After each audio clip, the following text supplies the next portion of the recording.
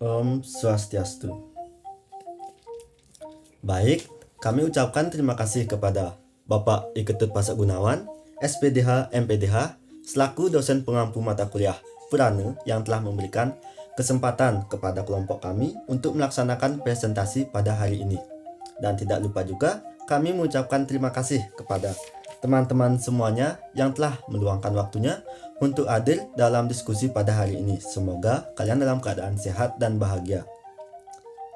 Izinkan saya, Kadek Edi Sasawan, sebagai moderator untuk memperkenalkan anggota kelompok kami yang terdiri dari 11 orang. Nah, yang pertama yaitu Niputu Ayu Prasetya dengan NIM akhir 25, kedua Kadek Ari Ratna Dewi dengan NIM akhir 26, ketiga Lode Della Puspita Dewi Sisilia A dengan NIM akhir 27, keempat Ikadek Ari Mahendra dengan NIM akhir 28, kelima Komang Septiana Dewi dengan NIM akhir 30, keenam Kadek Erna Dewi dengan NIM akhir 31, ketujuh Gusti Ayu Putu Rita Gayatri dengan NIM akhir 39, kedelapan Putu Agus Arya Sukedana dengan NIM akhir 41, kesembilan Kadek Edi Sasawan dengan NIM akhir 44, kesepuluh Made Ariska Suswisyasni dengan NIM akhir 48, dan yang terakhir Made Mesta Budi Pradwinata dengan NIM akhir 50. Nah, topik pembahasan yang akan kami presentasikan pada kali ini yaitu pertama, definisi Brahmanda, kedua, karakteristik Brahmanda, ketiga, penciptaan, keempat, pemeliharaan, dan yang kelima, pemulihan. Nah, untuk mempersingkat waktu, selanjutnya akan dijelaskan oleh rekan saya. Baik, di sini saya akan menjelaskan tentang definisi Brahmanda Purana. Brahmanda adalah istilah dalam bahasa Sanskerta yang berarti alam semesta atau dunia semesta. Dalam agama Hindu, Brahmanda mengacu pada alam semesta yang diciptakan oleh Brahma, yaitu dewa tertinggi dalam agama Hindu. Brahmanda Purana termasuk dalam Rajasika. Brahmanda Purana adalah teks Sanskerta dan salah satu dari 18 Purana utama sebagai gender teks Hindu. Terdaftar sebagai Mahapurana ke-18 di hampir semua antologi. Teks ini juga disebutkan dalam literatur India abad pertengahan sebagai Vayavya Purana atau Vayavya Brahmanda, dan mungkin saja sama dengan Payu Purana sebelum teks-teks ini berkembang menjadi dua komposisi yang tumpang tindih. Nama teks tersebut diambil dari salah satu teori kosmologi agama Hindu, yaitu telur kosmik, yaitu Brahma Anda. Ini adalah salah satu Purana tertua. Inti teks paling awal mungkin berasal pada abad ke-4 Masehi dan terus diedit setelahnya seiring berjalannya waktu dan ada dalam berbagai versi. Naskah Brahmanda Purana memiliki cangkupan ensiklopedis, mencakup topik-topik seperti kosmogoni, sanskara, silsilah, bab tentang etika dan tugas, dharma, yoga, geografi, sungai, pemerintahan yang baik, administrasi, diplomasi, perdagangan, festival, panduan perjalanan ke tempat-tempat seperti Kashmir, Shuntak, dan Kanchipuram, dan topik lainnya. Versi asli dan lengkap dari Brahmanda Purana telah hilang, dan para sarjana abad ke-19 secara umum hanya dapat menemukan dan mendapatkan subbagian atau kumpulan bab independen yang diklaim sebagai bagian dari Purana ini. Naskah Brahmanda Purana yang diterbitkan memiliki 3 baga atau bagian. Bagian pertama dibagi menjadi 2 pada subbagian, sedangkan 2 lainnya hanya memiliki 1 pada masing-masing. Baga pertama mempunyai 38 adhyaya atau bab. Baga kedua disusun menjadi 74 bab, sedangkan baga ketiga dan terakhir mempunyai 44 bab. Teks yang diterbitkan ini memiliki total kumulatif 156 bab. Purana lainnya menyatakan bahwa Brahmanda Purana memiliki 12.000 ayat, tetapi naskah versi Pankateswar Press yang diterbitkan berisi 14.286 ayat. Brahmanda Purana versi bahasa Indonesia jauh lebih pendek, tidak memiliki kata sifat yang berlebihan tetapi berisi semua informasi penting dan tidak berisi bab-bab yang berhubungan dengan nubuatan yang ditemukan dalam versi India yang masih ada dan diterbitkan. Hal ini menunjukkan bahwa versi teks India lebih tua, mungkin lebih kecil dengan gaya yang berbeda, dan tanpa bagian yang berhubungan dengan pembuatan meskipun tradisi menyatakan sebaliknya. Sekian penjelasan tentang definisi Brahmanda Purana. Saya kembalikan ke moderator. Baik, materi selanjutnya yaitu karakteristik dari Brahmanda. Nah, Brahmanda ini digambarkan sebagai bola raksasa yang terdiri dari 7 lapisan, di mana ada Burloka, Buahloka, Swaloka, Mahaloka, Janaloka, Tapaloka, dan Satyaloka. Untuk yang pertama yaitu Burloka. Jadi lapisan ini masih bersifat maya dan tidak kekal. Nah, di lapisan ini terdapat manusia, makhluk-makhluk lain dan termasuk roh halus. Dan yang kedua itu ada buah loka, di mana lapisan ini kondisinya cukup mirip dengan bumi. Jiwa-jiwa dalam lapisan ini masih rindu akan keinginan-keinginan duniawi dan merasakan kesedihan serta kebahagiaan yang seperti di bumi. Yang ketiga ada swaloka, yaitu lapisan alam suci yang berlimpah kebahagiaan, dan tingkatan ini disebut dengan surga sementara. Yang keempat ada mahaloka. Pada lapisan ini, sang Atma akan merasakan kedamaian yang luas dan dalam yang berpusat pada kejernihan batin dan pancaran sifat welas asih.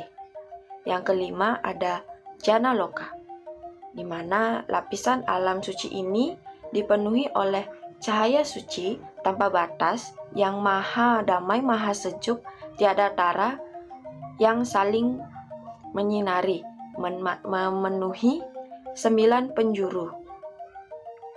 Yang keenam ada Tapaloka, di mana lapisan ini merupakan alam yang disebut dengan kesadaran kosmik. Dan yang terakhir itu ada Satyaloka. Nah, lapisan ini merupakan tempat dari ide Sang Hyang Widiwasa yang diyakini oleh umat Hindu. Lahir di tempat ini dapat menyatu dengan ide Sang Hyang Widiwasa untuk mencapai moksa, sehingga tidak perlu lagi reinkarnasi ke alam dunia lain. Baik, hanya itu pemaparan materi karakteristik dari Brahmanda. Saya kembalikan ke moderator. Terima kasih. Selanjutnya yaitu pemaparan materi dari saya, yaitu penciptaan. Nah, jadi menurut Brahmanda Purana, alam semesta diciptakan oleh Brahman melalui proses yang disebut pralaya. Nah, jadi apa itu pralaya? Pralaya adalah sebuah proses penghancuran alam semesta yang terjadi secara berkala. Setelah pralaya, Brahman menciptakan alam semesta kembali melalui proses yang disebut Sriti. Nah, jadi Brahmanda Purana adalah teks yang kompleks dan kaya akan pengetahuan. Purana ini dapat dipelajari dari berbagai perspektif, termasuk filosofi, mitologi, dan sejarah. Nah, Brahmana Purana ini juga merupakan sumber bagi mereka yang ingin mempelajari lebih lanjut tentang penciptaan dari Brahmanda Purana tersebut. Lanjut, Brahmanda Purana ini menyebut bahwa Dewa Brahma sebagai sang pencipta alam semesta. Ada beberapa versi lain dari kisah ini. Dalam Purana lain, contoh seperti Purana Siwa. Dewa Siwa digambarkan sebagai sang pencipta, pemelihara, dan pemusnah dalam semesta. Dalam Purana Wisnu, Dewa Wisnu juga disebut sebagai sang pencipta, pemelihara dan pemusnah alam semesta.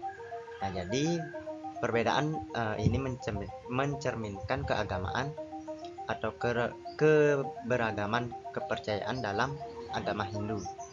Hinduisme ini adalah agama yang monistis, yang berarti bahwa hanya ada satu Tuhan yang mendasari semuanya yang ada. Nah, jadi itu aja dari Brahmana Purana penciptaan, dan selanjutnya ada materi pemeliharaan. Nah, jadi apa itu pemeliharaan? Alam semesta ini dipelihara oleh Brahman melalui kekuatannya yang disebut Maya. Nah, Maya itu adalah kekuatan yang menciptakan ilusi duniawi, Maya yang membuat manusia lupa akan hakikat sejatinya, yaitu Brahman. Nah, jadi di dalam Brahmana Purana ini, Wisnu digambarkan sebagai sang pemelihara di alam semesta tersebut. Ia bertanggung jawab untuk menjaga keseimbangan alam dan untuk melindungi semua makhluk hidup. Jadi Wisnu ini juga dikenal sebagai dewa yang memberikan perlindungan dan para penyembahnya. Jadi ada beberapa saya sebutkan contoh bagaimana Wisnu itu memelihara alam semesta dalam Brahmana Purana. Yang pertama yaitu Wisnu turun ke bumi sebagai awatara, yaitu awatara Kurma, untuk menompang Gunung Mandaragiri saat para dewa dan asura mengaduk lautan susu untuk mendapatkan Tirta Amarta. Terus Wisnu turun juga ke bumi menjelma menjadi awatara Rama untuk membunuh Raja Iblis, yaitu Rahwana, yang dulunya menculik Dewi Sita.